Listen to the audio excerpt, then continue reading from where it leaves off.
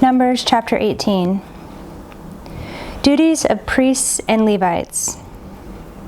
So the Lord said to Aaron, "You and your sons in your father's house with you shall bear iniquity connected with the sanctuary, and you and your sons with you shall bear iniquity connected with your priesthood.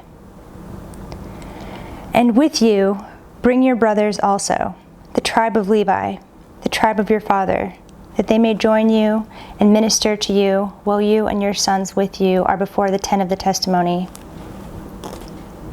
They shall keep guard over you and over the whole tent, but shall not come near to the vessels of the sanctuary or to the altar, lest they and you die.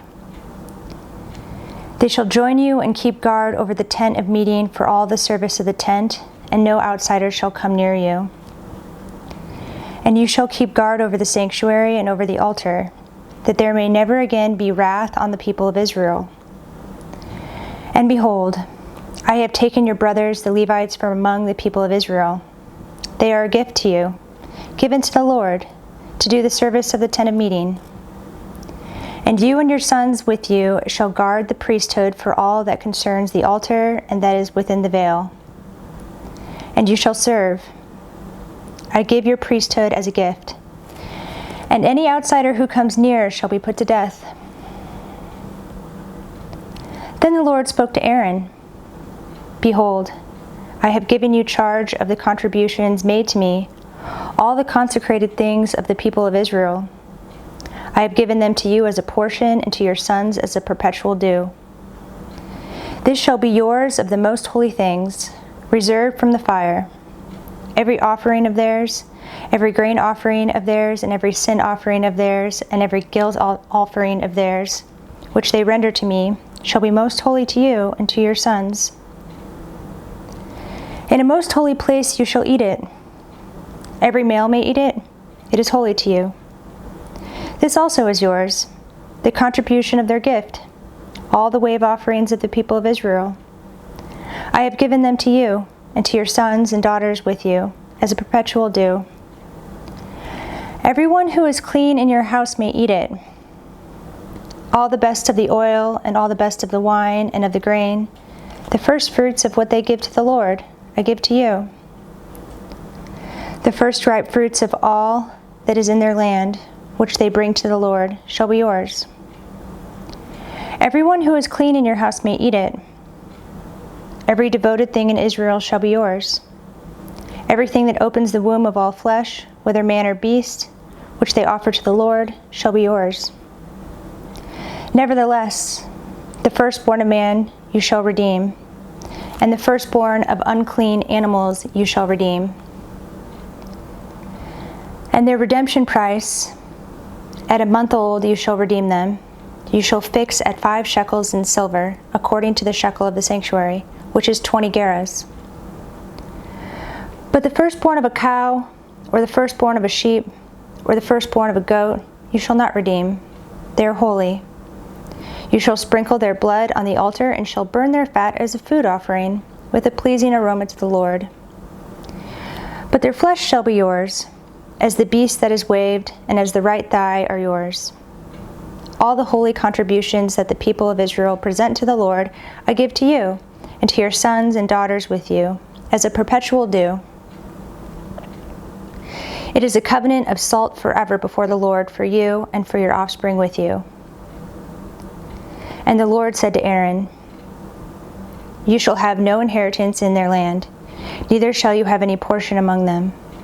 I am your portion and your inheritance among the people of Israel. To the Levites I have given every tithe in Israel for an inheritance, in return for their service that they do, their service in the tent of meeting, so that the people of Israel may not come near to the tent of meeting, lest they bear sin and die. But the Levites shall do the service of the tent of meeting, and they shall bear their iniquity. It shall be a perpetual statute throughout your generations, and among the people of Israel they shall have no inheritance. For the tithe of the people of Israel, which they present as a contribution to the Lord, I have given to the Levites for an inheritance. Therefore I have said to them that they shall have no inheritance among the people of Israel." And the Lord spoke to Moses, saying, Moreover, you shall speak and say to the Levites, when you take from the people of Israel the tithe that I have given you from them for your inheritance, then you shall present a contribution from it to the Lord, a tithe of the tithe. And your contribution shall be counted to you as though it were the grain of the threshing floor, and as the fullness of the winepress. So you shall also present a contribution to the Lord from all your tithes, which you receive from the people of Israel. And from it you shall give the Lord's contribution to Aaron the priest. Out of all the gifts to you, you shall present every contribution due to the Lord. From each, its best part is to be dedicated. Therefore you shall say to them, when you have offered from it the best of it, then the rest shall be counted to the Levites as produce of the threshing floor and as produce of the winepress. And you may eat it in any place, you and your households, for it is your reward in return for your service in the tent of meeting. And you shall bear no sin and you shall bear no sin by reason of it, when you have contributed the best of it. But you shall not profane the holy things of the people of Israel, lest you die. Chapter 19. Laws for Purification. Now the Lord spoke to Moses and to Aaron, saying, This is the statute of the law that the Lord has commanded. Tell the people of Israel to bring you a red heifer without defect, in which there is no blemish, and on which a yoke has never come. And you shall give it to Eleazar the priest, and it shall be taken outside the camp and slaughtered before him. And Eleazar the priest shall take some of its blood with his finger and sprinkle some of its blood toward the front of the tent of meeting 7 times. And the heifer shall be burned in his sight. Its skin, its flesh, and its blood, with its dung, shall be burned. And the priest shall take cedar wood and hyssop and scarlet yarn and throw them into the fire, burning the heifer. Then the priest shall wash his clothes and bathe his body in water, and afterward he may come into the camp. But the priest shall be unclean until evening. The one who burns the heifer shall wash his clothes in water and bathe his body in water, and shall be unclean until evening. And the man who is clean shall gather up the ashes of the heifer and deposit them outside the camp in a clean place. And they shall be kept for the water, for impurity, for the congregation of the people of Israel. It is a sin offering. And the one who gathers the ashes of the heifer shall wash his clothes and be unclean until evening.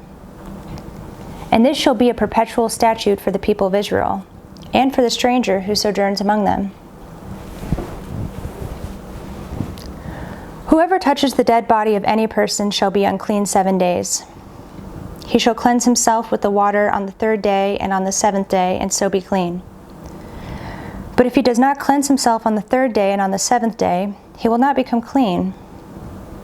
Whoever touches a dead person, the body of anyone who has died, and does not cleanse himself, defiles the tabernacle of the Lord, and that person shall be cut off from Israel. Because the water for impurity was not thrown on him, he shall be unclean. His uncleanness is still on him.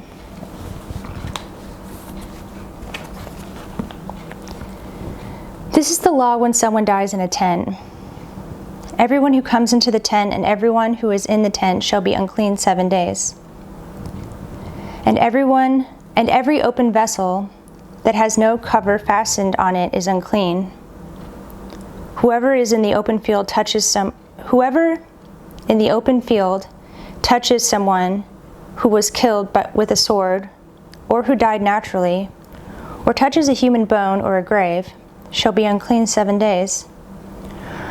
For the unclean, they shall take some ashes of the burnt sin offering, and fresh water shall be added in a vessel. Then a clean person shall take hyssop and dip it in the water and sprinkle it on the tent and on all the furnishings and on the persons who were there and on whoever touched the bone, or the slain, or the dead, or the grave. And the clean person shall sprinkle it on the unclean on the 3rd day and on the 7th day. Thus on the 7th day he shall cleanse him, and he shall wash his clothes and bathe himself in water, and at evening he shall be clean. If the man who is unclean does not cleanse himself, that person shall be cut off from the midst of the assembly, since he has defiled the sanctuary of the Lord. Because the water for impurity has not been thrown on him, he is unclean. And it shall be a statute forever for them. The one who sprinkles the water for impurity shall wash his clothes, and the one who touches the water for impurity shall be unclean until evening. And whatever the unclean person touches shall be unclean, and anyone who touches it shall be unclean until evening. Chapter 20. The death of Miriam. And the people of Israel, the whole congregation, came into the wilderness of Zin in the first month. And the people stayed in Kadesh. And Miriam died there and was buried there. The waters of Meribah. Now there was no water for the congregation, and they assembled themselves together against Moses and against Aaron. And the people quarreled with Moses and said, "Would that we had perished when our brothers perished before the Lord. Why have you brought the assembly of the Lord into the wilderness, that we should die here, both we and our cattle? And why have you made us come up out of Egypt to bring us to this evil place? It is no place for grain, or figs, or vines, or pomegranates, and there is no water to drink." Then Moses and Aaron went from the presence of the assembly to the entrance of the tent of meeting and fell on their faces. And the glory of the Lord appeared to them. And the Lord spoke to Moses, saying, "Take the staff and assemble the congregation, you and Aaron your brother, and tell the rock before their eyes to yield its water. So you shall bring water out of the rock for them, and give drink to the congregation and their cattle." And Moses took the staff from before the Lord, as he commanded him. Moses strikes the rock. Then Moses and Aaron gathered the assembly together before the rock, and he said to them, "Hear now, you rebels. Shall we bring water for you out of this rock?" And Moses lifted up his hand and struck the rock with his staff twice, and water came out abundantly, and the congregation drank, and their livestock. And the Lord said to Moses and Aaron, "Because you did not believe in me, to uphold me as holy in the eyes of the people of Israel, therefore you shall not bring this assembly into the land that I have given them." These are the waters of Meribah, where the people of Israel quarreled with the Lord, and through them he showed himself holy. Edom refuses passage. Moses sent messengers from Kadesh to the king of Edom. "Thus says your brother Israel, you know all the hardship that we have met, how our fathers went down to Egypt, and we lived in Egypt a long time. And the Egyptians dealt harshly with us and our fathers. And when we cried to the Lord, he heard our voice and sent an angel and brought us out of Egypt. And here we are in Kadesh, a city on the edge of your territory. Please let us pass through your land.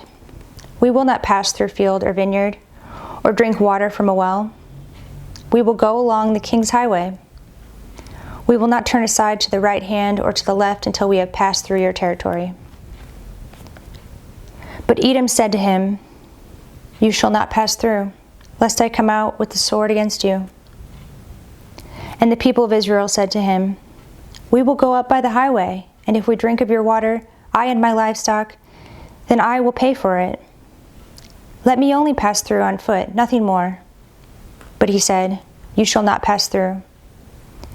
And Edom came out against them with a large army and with a strong force. Thus Edom refused to give Israel passage through his territory. So Israel turned away from him. The death of Aaron. And they journeyed from Kadesh, and the people of Israel, the whole congregation, came to Mount Hor. And the Lord said to Moses and Aaron at Mount Hor, on the border of the land of Edom, "Let Aaron be gathered to his people, for he shall not enter the land that I have given to the people of Israel, because you rebelled against my command at the waters of Meribah. Take Aaron and Eleazar his son, and bring them up to Mount Hor. And strip Aaron of his garments, and put them on Eleazar his son. And Aaron shall be gathered to his people, and shall die there. Moses did as the Lord commanded. And they went up Mount Hor in the sight of all the congregation. And Moses stripped Aaron of his garments and put them on Eleazar his son. And Aaron died there on the top of the mountain. Then Moses and Eleazar came down from the mountain. And when all the congregation saw that Aaron had perished, all the house of Israel wept for Aaron 30 days.